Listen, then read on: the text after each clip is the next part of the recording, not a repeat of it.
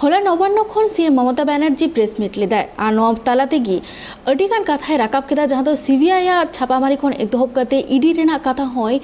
राकाब लेदा जहां रे नितो बंगाल रे सीबीआई और ईडी जहां तीन छापामारी चलाकाना नो इदी कते अडिगान टेरांगाना कथा लेई कदा यूनियन और मिनिस्टर को इदी कते आ नोआ को इदी कते आरो लेई कते जे कोयला रेना जहां तीन कांड होय कना से कोयला खन एतहब कते आर हो ओ गरु पाचार मामला रेना जहां तीन घटन और कमी हरा चलाकाना नोआ को इदी कते आर बांग नोआ रेना दायभार तो तालमा सरकार कना और ओना हो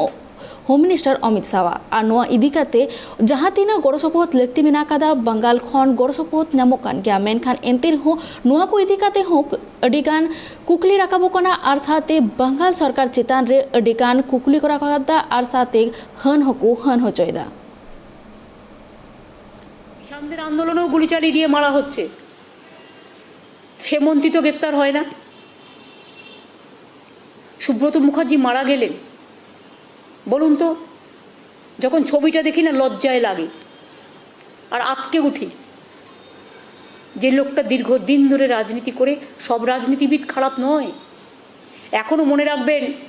সব রাজনীতিবিদ খারাপ হলে দেশবন্ধু চিত্তরঞ্জন দাসের মতো মানুষ আসতেন না রাজনীতিতে নেতাজি সুভাষচন্দ্র বোসের মতো মানুষ আসতেন না অনেক রাজনীতিবিদ খারাপ নয় হ্যাঁ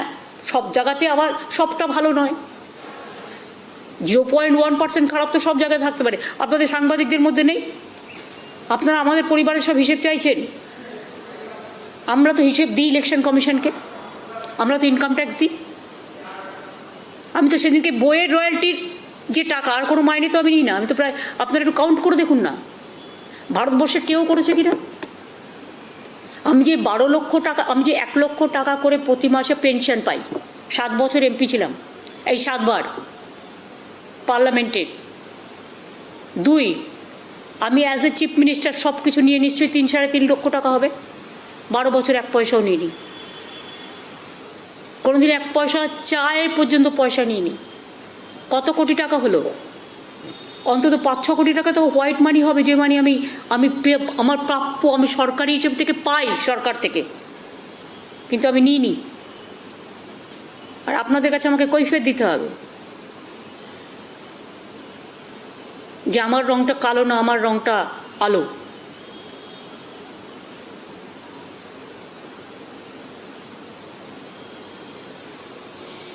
যাদের রং কয়লা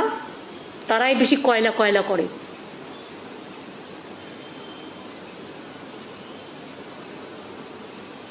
কেন সামলাতে পারেন না পরপর বিএসএফ কতজনকে গুলি করে মারলো মহিলাদের ধর্ষণ করলো এরাই তো দায়িত্বে ছিল সিআইএসএফ তো দায়িত্বে সিআরপিএফ তো দায়িত্বে এসএসবি তো দায়িত্বে সব টাকা দিল্লিতে নিয়ে যাবে এরা ট্রাঙ্কে করে করে আর দোষ হবে আমাদের বাবা কতদিন মানুষকে ভুল বুঝিয়ে রাখবেন যে কোনো শুনুন আমি অনেক ঘটনা জানি আমি অনেক মিনিস্ট্রিতে কাজ করেছি